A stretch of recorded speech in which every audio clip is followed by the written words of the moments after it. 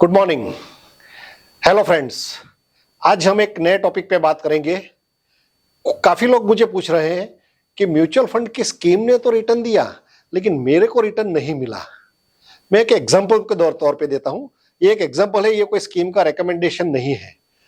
HDFC flexi cap fund, उसको 30 साल हो गए आज। वो 30 साल में जो पैसा बना है लो इन्वेस्टर्स का, किसका पैसा बना, स्कीम का जो पैसा तो बहुत बना, स्कीम ने पैसा बहुत बनाया। 10 रुपए की एनएवी का आज 2000 के ऊपर हो गया एनएवी उसका, लेकिन इन्वेस्टर का पैसा नहीं बना। कहां पे नहीं, क्यों नहीं बना? स्कीम ने तो रिटर्न बनाया लेकिन आप 30 साल टिके क्या? पहले तो 30 साल तक आपको आपने इन्वेस्टमेंट रखा क्या, वो सोचो। तो स्कीम तो, कोई भी स्कीम हो म्यूचुअल फंड की, हमेशा रिटर्न देगी। आपका रिटर्न तब जब बनेगा जब आप उसमें इन्वेस्टेड रहोगे। जब इन्वेस्टमेंट अगर आप नहीं रहोगे, लंबा पीरियड नहीं कराओ, क्योंकि कंपाउंडिंग का गेम लोगों को मालूम ही नहीं है। कंपाउंडिंग का गेम है वो कि कैसे काम करता है। हमारा माइंड कंपाउंडिंग कैलकुलेशन कभी नहीं कर पाएगा। हमारा mind only arithmetic linear calculation ही कर पाएगा। मल्टीप्लीकेशन आप बोलोगे 4 इंटू 4 16, इंटू 4 64, इंटू 4 128, इंटू 4 256, उसके बाद आगे नहीं जाएगा, 2-3 स्टेप से आगे नहीं जाएगा। कंपाउंडिंग इज कंपाउंडिंग बहुत लंबा पीरियड के लिए आपको कंपाउंडिंग करना है, मिनिमम 10 साल, उससे ज्यादा हो सके तो बहुत अच्छा है। क्योंकि एक्चुअल कंपाउंडिंग स्टार्ट होता है 11वें साल से। 11वें साल के बाद आपका वैल्यू में देखो बहुत सारा फर्क पड़ जाएगा। मानो आपने एसआईपी शुरू की है, वो 10 साल तक चली है, उसमें हो सकता है 5 साल 3 साल 5 साल तक रिटर्न आपका नेगेटिव भी रहा हो सकता है, नेगेटिव रहता है कभी कभी। तो लोग आजकल तो लोग देखते हैं, सोशल मीडिया पे या कहीं पे भी देखते हैं ऐप में, यार मेरा रिटर्न तो नेगेटिव हुआ, इसमें कुछ लेना नहीं है। नहीं, वो टाइम पे आपको यूनिट ज्यादा मिल रहे हैं, वो नहीं सोचते हम। ये डिस्काउंटेड रेट में हमको मिल रहा है। मानो आपने कोई 10 रुपए की एनएवी से स्टार्ट किया, आपने 10 रुपए की एनएवी थी, अभी हो गई 7 रुपया, तो आपको यूनिट ज्यादा मिलेंगे। 10 रुपये में जो मिल रहा है तो उससे तो ज्यादा मिलेंगे। तो मेरे लिए तो फायदे का सौदा है ये चीज। मैं तो उसको पर्सनली फायदे का सौदा मानता हूं कि मेरा जब तक एसआईपी चालू है तब तक मैं भगवान से प्रार्थना करूंगा कि अगले 5 साल तक मार्केट नेगेटिव रहे या डाउन रहे। क्योंकि मेरा स्वार्थ क्या है, यूनिट्स का है। जितना ज्यादा यूनिट एक्यूमुलेट होगा उतना ज्यादा मेरा फायदा होगा। मार्केट वैल्यू कैसे कैलकुलेट होती है? NAV multiplied by number of units. तो नंबर ऑफ, उसमें क्या चेंज होता है? एनएवी चेंज होती रहती है daily.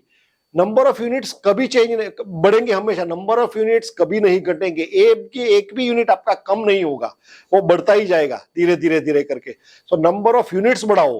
Mutual fund is a game of accumulating units. जिसके पास ज्यादा यूनिट्स उसका उतना वैल्यू ज्यादा।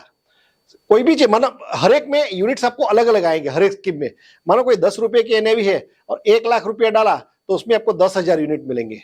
लेकिन कोई स्कीम की एनएवी 1000 रुपया है, 1200 रुपया है, तो उसमें आपको इतना 10,000 नहीं मिलेगा। उसमें आपको हो सकता है 200 यूनिट मिले, 100 यूनिट मिले, ऐसा भी हो सकता है। लेकिन उसमें कोई बात नहीं, जो भी स्कीम है उसमें, कोई भी स्कीम मानो, उसमें आपका जो पहला 100 यूनिट मानो मिला, तो उसमें टारगेट रखो कि मेरे को ये कम से कम उसमें 5000 यूनिट इकट्ठा करना है। मतलब जिसमें 100 यूनिट मिले पहले परचेज में, उसमें मानो वैसा हर एक में कैलकुलेट करो। किसमें मानो 10 मिले तो उसमें मानो कि 100 यूनिट भी इकट्ठा करना है या 200 करना है। और 10,000 मिले तो उसको मानो 20,000 50,000 करना है। सो नंबर ऑफ यूनिट्स जितना बढ़ेगा उतना ज्यादा फायदा आपको। सिंपल लॉजिक है एकदम, यूनिट्स की गेम। ये काफी लोगों को मालूम है लेकिन समझ में नहीं आता है कि ये कैसे हो गई, ये कैसे हो सकता है। ऐसे ही होता है, ऐसे ही हुआ है और आगे भी ऐसे ही होगा।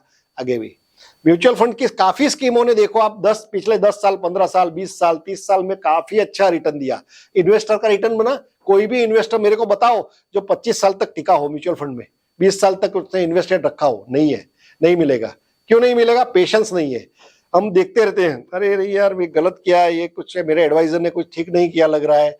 नेगेटिव रिटर्न वापिस मैं बोल रहा हूं, हो सकता है आपने जब से इन्वेस्टमेंट स्टार्ट किया तब से 5 साल तक आपका रिटर्न नेगेटिव रहेगा। हो सकता है 3 साल भी रहेगा, 5 साल भी रहा है कभी कभी। और एक चीज भी है, नेगेटिव रिटर्न की बात तो ठीक है, फ्लैट मार्केट भी होगा। मानो नेगेटिव मार्केट मतलब आपने 10,000 डाला, आपका वैल्यू 8,000 हुआ, लेकिन आपका 10,000 का 10,000 ही रहेगा। वैसा भी 2-3 साल तक रह सकता है। वो वैसी प्रिपरेशन भी होनी चाहिए। कंपाउंडिंग मैंने बोला ना 10-11 साल के बाद कंपाउंडिंग का मेन गेम स्टार्ट होता है। Magic of compounding starts after 10-11 years only. तब तक तो आप सिर्फ आपका बैलेंसिंग होता रहेगा सिर्फ।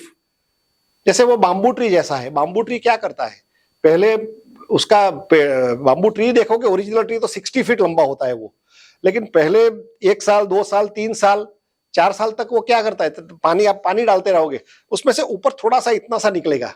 आपको लगेगा ये कर क्या रहा है, 2 साल हो गए 3 साल हो गया ऊपर ही नहीं रहे, लेकिन अंदर वो रूट्स मजबूत कर रहा है, अपना रूट्स जो है ना वो स्ट्रॉन्ग कर रहा होता है।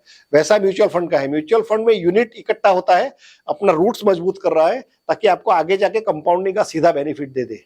Simple logic. सो जितना ज्यादा लंबा पीरियड दो, और बाम्बू ट्री जो है वो 5वें साल में 4.5-5 साल के बाद विद इन 6 मंथ 60 फीट हो जाता है लंबा। वैसा ही म्यूचुअल फंड के इन्वेस्टमेंट्स का है अपना। म्यूचुअल फंड इन्वेस्टमेंट्स आपको बैलेंसिंग दिखेगा कि मेरा 5 लाख का 5 लाख ही रहा, या 5 लाख का 6 लाख ही हुआ।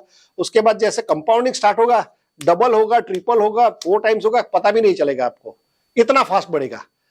आप किसी को भी देख लेना, मैंने तो देखा है, मेरे काफी फ्रेंड्स है जिसने काफी अच्छी वेल्थ बनाई, तो उसका मैं देखता हूं तो अमेजिंग, मतलब उसको उन्होंने कंपाउंडिंग का बेनिफिट, उन्होंने 15 साल 17 साल तक रखा इन्वेस्टमेंट। इसीलिए आज 15-17 साल का मेरे को इन्वेस्टर दिखाओ कोई भी स्कीम में, क्योंकि स्कीम के पास अपना रिकॉर्ड भी मिल सकता है कि उन्होंने HDFC ने स्कीम चालू की थी, तो वो तब कितने इन्वेस्टर थे, तब में से कोई है क्या इन्वेस्टर आज भी, तो कोई नहीं है। रिकॉर्ड में पाया गया कोई नहीं है कि जो आज तक टिका हो। बीच में से सब लोग निकाल लेते हैं। कोई, हाँ निकालना चाहिए, गोल के हिसाब से इन्वेस्ट करो आप अपनों का पैसा बनाना है, आपका गोल के हिसाब से करिए, ठीक है, लेकिन लॉन्ग टर्म तो रखिए। कुछ ऐसी SIP कीजिए जो वो लॉन्ग टर्म रिटायरमेंट 25-30 साल का गेम खेलिए आप। 25-30 साल का गेम जब तक नहीं खेलोगे आप इसमें इन्वेस्टमेंट में, तब तक आपका बड़ा पैसा नहीं बनेगा आपका। ठीक है, छोटा मोटा बनेगा, बड़ा पैसा नहीं बनेगा। दूसरा बात, लोग बोलते हैं कि मेरे को ये 12% रिटर्न ही मिला, मेरे को 10% रिटर्न ही मिला, उसको तो 15, उसका तो 20% है, 22% है, 25% है, वो भी दे। लेकिन मैं पर्सनली ऐसा मानता हूं, अगर मेरे को 15% रिटर्न 15 साल के लिए मिले, वो मेरे लिए अच्छा है उससे कि 25% रिटर्न 5 साल तक मिले। 25 मेरा पैसा ज्यादा बनेगा 15% में, क्योंकि वो 15 साल के लिए है, पीरियड लंबा है। वो 25% रिटर्न आपको सिर्फ 5 साल के लिए ही मिला, उसके बाद 6वें साल से आपको मीन रिवर्जन आ गया, रिवर्जन अपने एवरेजिंग पे आ जाता है वो ऑटोमेटिकली। तो मेरे को वो नहीं चाहिए, मेरे को 15% मिलेगा, वो कंपाउंडिंग कंटिन्यूस होता रहेगा 15 साल तक, वो मैं प्रीफर करूंगा। मैं 25% वाला प्रीफर नहीं करूंगा जो 3 साल 5 साल ही मेरे को रिटर्न देगा, उसके बाद रिटर्न आ जाएगा। मैं ऐसा प्रीफर नहीं करूंगा। आप कैलकुलेशन करके देख लेना, 15 साल 15% इंटू 15 ईयर्स रिटर्न वर्सेस 25% जो रिटर्न मिलता है वो 5 साल मिलता है, उसके बाद एवरेजिंग आ जाता है। काफी स्कीम्स ऐसी है। दूसरा है कौन सी स्कीम चूज करनी चाहिए।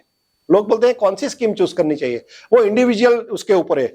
जैसे हम डॉक्टर के पास जाते हैं नॉर्मली, तो डॉक्टर क्या हमको पूछता है, आपको क्या बीमारी हुई है, या तो वो कुछ ब्लड टेस्ट करवाता है, कुछ डायग्नोस करवाता है, उसके बाद वो बोलता है कि हाँ आपको ये बीमारी है, उसको ठीक करने के लिए मैं ये इंजेक्शन दे रहा हूं, मैं ये दवाई दे रहा हूं, वो आपको लेनी पड़ेगी। तब हम उनको ये नहीं बोल सकते कि भैया वो इंजेक्शन देता नहीं, ये नहीं, मेरे को दूसरा इंजेक्शन चाहिए, या मेरे को लाल गोली नहीं, मेरे को पीली गोली चाहिए या नीली गोली चाहिए, वैसा नहीं बोल सकता। जो डॉक्टर बोलेगा वो दे देगा, वो लेना है ब्लाइंडली। हम ट्रस्ट, क्योंकि हम उसको ट्रस्ट करते हैं। वैसे ही आपको फाइनेंशियल एडवाइस, आपका जो भी फाइनेंशियल एडवाइजर हो उसके ऊपर आपको ट्रस्ट रखना पड़ेगा। और आप उनको टेस्ट भी कर सकते हैं टाइम पे कि सही कर रहा है कि नहीं मेरे लिए, लेकिन ट्रस्ट तो रखना ही पड़ेगा आपको कि वो जो बोलेगा आपके लिए कौन सी स्कीम अच्छी है, वो आपका पूरा एनालाइज करके करते हैं। मैं बताऊं तो मैं नॉर्मली मेरे पास जो भी क्लाइंट्स आता है उसका मैं पहले एनालिसिस करता हूं कि उसका रिस्क टॉलरेंस कितना है, वो कितना डाउनफॉल मैनेज कर सकता है, वो कब तक वो हैप्पी है। मानो वो कुछ लोग होते हैं वो बोले 10% तक ठीक है, 10% नीचे गएगा तो मेरा ब्लड प्रेशर हाई हो जाएगा। कुछ लोग बोलते हैं 20% तक ठीक है। उनका मैं क्वेश्चन आंसर है मेरे पास, उससे मेरे को पता चलता है, वो क्वेश्चन से मैं उनका आंसर उनका बोलता हूँ कि आप आंसर भी दीजिए उसके अंदर, और मैं जान जाऊंगा कि आप कैसे हो। लोग बोलते हैं मैं एग्रेसिव हूँ, एग्रेसिव वो लोग अप मार्केट में है एग्रेसिव है, डाउन मार्केट में कभी एग्रेसिव नहीं होते, वो फिर घबरा जाते हैं कि क्या होगा। कोविड में देखो, कोविड में 40% 38% गिरा मार्केट, लोगों ने पैसा निकालना शुरू किया कि भैया नहीं ये तो, और नेगेटिव वैल्यू में भी लोगों ने निकालना शुरू किया, 100 का 90 हो गया, लोगों ने निकाल लिया। उसको लोगों को लगा कि अभी ये बढ़ने वाला ही नहीं है आगे जाके, ऐसा नहीं है। और 2008 की जिन्होंने देखा पीरियड 2008-9 का, उसमें मार्केट 65% तक गिरा था। 65%, हाँ जी 65% तक गिरा था। सोचो तब क्या हुआ होगा, मतलब वो सोच भी नहीं सकते। मैंने तो देखा है वो चीज मार्केट में। और मेरा वो टाइम पे मेरे एक इन्वेस्टर ने डाला, बाकी सब घबरा गए थे। मेरे एक इन्वेस्टर ने बहुत छोटी अमाउंट डाली थी, 2008 की बात है, तब शायद 50,000 डाला था। उसका 6 महीने में 1,12,000 वैल्यू हो गया था उसका विद इन 6 मंथ्स। डाला मार्च में, डाला अक्टूबर में वैल्यू देखा तो 1,12,000। मैं भी खुश हो, मेरे को भी नहीं, मैं भी सरप्राइज हो गया। और वो तो एकदम ज्यादा सरप्राइज। वो बोला निकाल लो। मैं बोला निकालना चाहे निकाल सकते हो, एग्जिट लोड लगेगा आपको 1%, ठीक है। नहीं निकाला उसने, फिर लंबा चलने दिया उसने, वो अलग बात है। ऐसा है, मतलब जब डाउन मार्केट होता है, मैं पर्सनली 70% तक मैं बेयर कर सकता हूं वॉलेटिलिटी। वो 70% तक गिरेगा, मेरे को कोई फर्क नहीं, मैं ज्यादा डालूंगा पैसा। जितना ज्यादा गिरेगा उतना ज्यादा डालूंगा, जितना ज्यादा गिरेगा। मैं तो चाहता हूं मार्केट बीच बीच में गिरता रहे, ताकि मेरे को अपॉर्चुनिटी मिलती रहे। अगर मार्केट 5 साल यहां से 5 साल आगे ही बढ़ता रहेगा, तो आपका वेल्थ नहीं बनेगा उसमें। आप सोचिए, आपका वेल्थ कभी नहीं बनेगा उसके अंदर। आप मार्केट को नीचे आना ही पड़ेगा, तभी आपकी वेल्थ बढ़ेगी। क्योंकि आपको यूनिट कम मिलते जाएंगे, जैसे जैसे एनएवी बढ़ती जाएगी। मार्केट अप हुआ मतलब एनएवी बढ़ी तो आपका यूनिट भी कम होते जाएंगे। यूनिट कम होंगे तो आपकी वैल्यू कैसे बढ़ेगी, आपका वेल्थ कैसे बनेगा, बड़ा वेल्थ? वो तभी बनता है जब मार्केट गिरता है बीच में। और गिरता है तब आपको लमसम भी डाल देने का, एसआईपी भी टॉपअप कर देने का। जो भी आपके पास पैसा है, एफडी वगैरह कुछ में भी, कहीं से भी डाल के सब उसमें डाल दो, उसके अंदर लेके। मैंने तो कोरोना के टाइम पे मेरे सब इन्वेस्टर्स को मैसेज भेजा था, मेरे पास आज भी है वो मैसेज रखा हुआ। मैंने सबको बोला था कि भैया जो भी है आपका एफडी है, सेविंग में है या गोल्ड में है, सब बेच बाच के इसमें डाल दो पैसा है आज अभी। और इसके बाद 2, 3, 4, 5 साल तक देखो मत कुछ भी, बहुत बड़ा पैसा बनेगा। आज सोचो उन जिन्होंने डाला उसका क्या हाल हुआ आज। मेरी डॉटर का छोटा पैसा था, वो डाला था, वो आज 3 गुना है, 3 टाइम्स है आज। बहुत छोटी अमाउंट थी, ठीक है, उसके पास जितना था उसका डाला, मेरे पास थोड़ा वो डाला, 3 गुना है आज वो पैसा, 3 टाइम्स। सो वो टाइम पे वही तो टाइम है, क्राइसिस जो टाइम होता है, इकोनॉमिक क्राइसिस। जब एक ही चीज ध्यान रखो, जब आप लोगों के साथ चलोगे, लोग जो सोचते हैं, मेजोरिटी लोग उधर जाओगे, तो आपका पैसा कभी नहीं बनेगा। आपको भीड़ से अलग सोचना पड़ेगा हमेशा। कॉन्ट्रेरियन इन्वेस्टर बनिए, कॉन्ट्रेरियन। लोग जो सोचते हैं उससे उल्टा सोचो, तो आपका पैसा बनेगा। और पैसा उन्होंने ही बनाया है जिन्होंने भीड़ से अलग सोचा। अब 100 में से 99 लोग बोल रहे हैं कि नहीं, ये अभी तो मिड कैप चलेगा, मिड कैप में पैसा जा रहा है, मिड कैप में से निकल लार्ज कैप में आओ, या उधर कहीं और कोई भी और अलग स्कीम में चले जाओ, तो उसमें ऐसा नहीं बनेगा, 100% नहीं बनेगा। अब हिस्ट्री भी देख लेना आप। इसलिए भीड़ ने पैसा कभी नहीं बनाया, और पैसा अकेले ही बन सकता है। कभी भी भीड़ ने पैसा नहीं बनाया है आज तक। बड़ा पैसा, वेल्थ जो होता है उसको जनरेशन इंडिविजुअल ही आप बना पाओगे पैसा। क्यों?